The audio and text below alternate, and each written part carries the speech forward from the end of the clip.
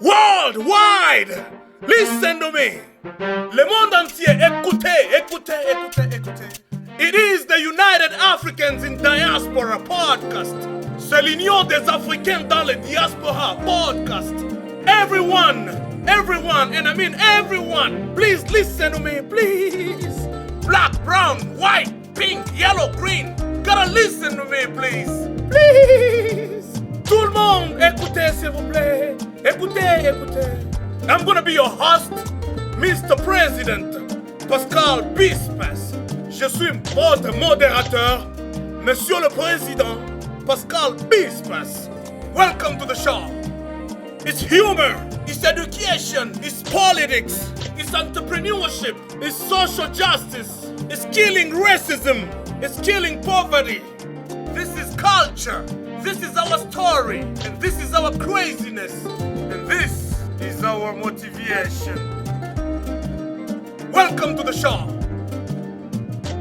Welcome to the United Africans in Diaspora podcast. And today we have a very special guest, Mr. John Keenan. Thank you so Pascal. much. Thank you so much. It's really cool to be with you. Thank you. Always very is. much. Yeah.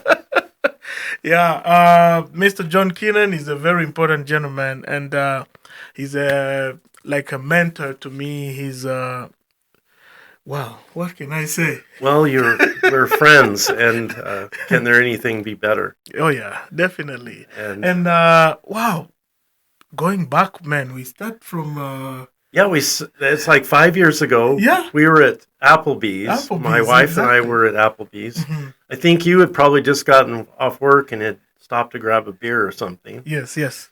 And we were walking out, and something just tapped me on the shoulder. Uh-huh. Not literally, but, maybe an angel or something. Yeah. Said, say hi to that guy. Yeah. So I looked at you and said, how's the IPA? Oh, you remember the IPA? Oh my God! Yeah. And you said it's great. Yeah, yep. Exactly. I was drinking the IPA. That is like the Lagunitas IPA. Yeah. And I believed you, and so that started a conversation. Yep. And then we asked what you do, and you explained that, and then we set up a date to get together or something. Mm-hmm. Oh yeah. And everything started from there. Yeah. Oh my God. And then we watched all your children grow up, and growing up, rather. They're Exactly. not grown up. But, Yeah. And beautiful children, and one on the way. Yes, exactly. Oh my God. We can wait. No, and Laura was just... Laura was very little. And she always has that smile on her face. She still does. Exactly. Even as a kid. Definitely. So. Oh my God. You remember everything. No, I remember the IPA. Oh my God. Thank you so much. Yeah, so today we just sat here for a very little brief session because we're going to be talking about some important issue here about our young brothers. Right. Our young brothers and sisters, Africans who are coming to the country, to the United States. Right. They're landing into a lot of trouble. They're landing into a lot of problems with the law. I think, part of it, going to any foreign country is very difficult, where your culture is very different. When I went to Europe, now, of course, I didn't go to Europe as a young man. I did, or as a boy, but when I went there, it's very different. So I get it when you're young, really young, and you're immature, and you're in this culture that's so radically different than your own. And if I understand African culture, and you can instruct me on this or correct me, it's very family oriented. Yes. And we are to a degree here in the States. I got that. But imagine what it's like to show up in a new culture that is radically different than from where you come from. So we have to have a lot of sympathy for that, first of all. Yes. But that doesn't excuse breaking the law either. But that's the tension between those things that often causes people to make a mistake. Wow. How do we go from there? Can we say it is like a culture shock? That's it. That's fair. Yeah. Because if it is culture shock, or maybe it's a brand new environment that they're not used to. Right. And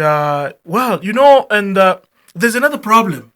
They kind of emulate some kind of like a lifestyle that they don't know about. Right. You know, let's say because you see some people don't respect the police, and they always feel like maybe I can also be acting like this. I can respect the police, or I can respect the law because the police is there to emphasize To enforce the law. to enforce the law. And now, if you don't respect the police, that means you're not respecting the law.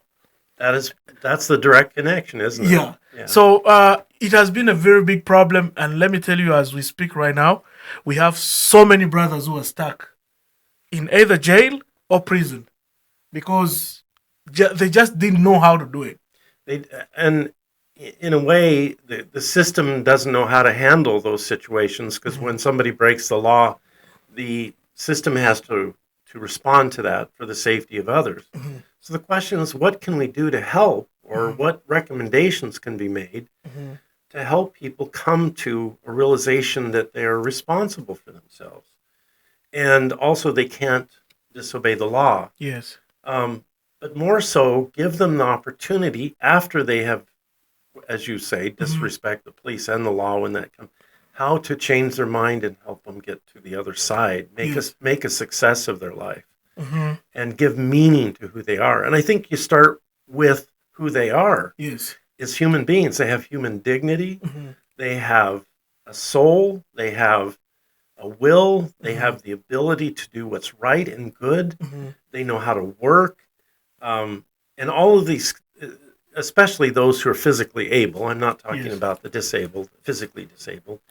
Yeah. But how can we make sure that they succeed and feel like they can succeed in this culture that is the United States? You know, actually, this is bringing an idea to my brain. My brain, it's actually like stirring my brain. If I know you, it's going a lot. And because I'm like, what if maybe there would be a program that would welcome the young generation, or maybe the newcomers to the country, and say, you know what, before you can do anything, learn about this or learn about this. Because, you know, when we come to the country, I came to the country myself and I started learning how to respect the law. But believe me, I taught myself how to do that. Yes. And now imagine, we have so many agencies that take us upon when we arrive. And they take us through a lot of like orientations and stuff like that. Right. But they never tell you that if you do this, you're gonna fall into the hands of the police. And that's a really good point, because there's all these programs to make sure that people have provision or a place to stay, or they may even have a language. But are we helping others excuse me, from other countries learn about and respect the system here, or respect themselves? And one of the things that we're failing in our society is kind of called a secular society. Secular comes from the Latin just world. So are we only paying attention to the world, and why not we talking about the spiritual side of who we are? Because you can have, let's say we're in your studio, let's say we had 10 men and women in this room standing here, regardless of color or race or ethnicity. Each one of those men and women have human dignity. Yes. And we need to talk about that with them. That and focus on the person and the reality that they are a moral agent, number one. They're responsible for who they are, and they have human dignity, and the law should respect that in every circumstance. Wow. And the power of telling them that too. Like when you come from a foreign country, let's say, and have also a program, I don't care if it's religious or religion is always good for mankind. Yes. But to help them understand that they have rights within the law.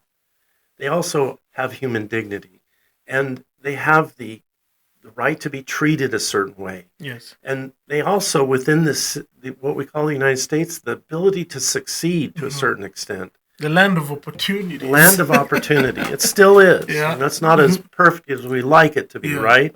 But it still is a powerful place. Yeah. There was a fellow on, I don't know if you saw this, but it was a fellow on TV the other day from one of I think Nigeria. Mm-hmm. I feel for Nigeria because there's a lot of persecution there, especially of the Christians. Mm-hmm. But he came here and he said, all I want is to have an opportunity to work. Mm-hmm. And I love this country. And he's brand new. He's been in the States 2 days.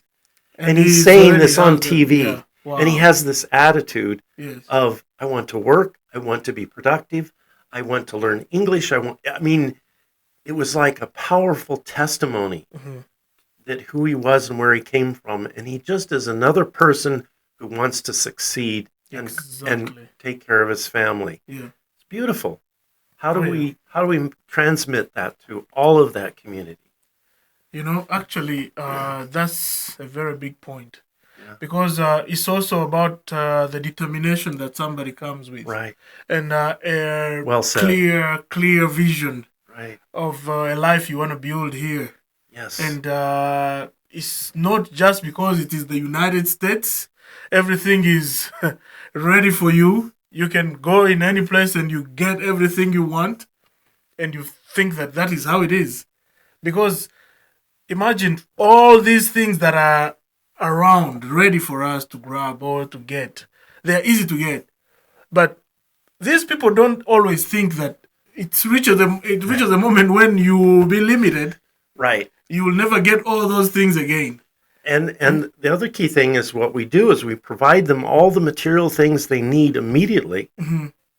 but we don't provide them with the ideas of knowing who they are inside Yeah. in the respect of the law, their human dignity. We don't feed them that. We feed them, food Yeah. and maybe some housing Mm-hmm. and maybe some other provisions, but do we give them Protection.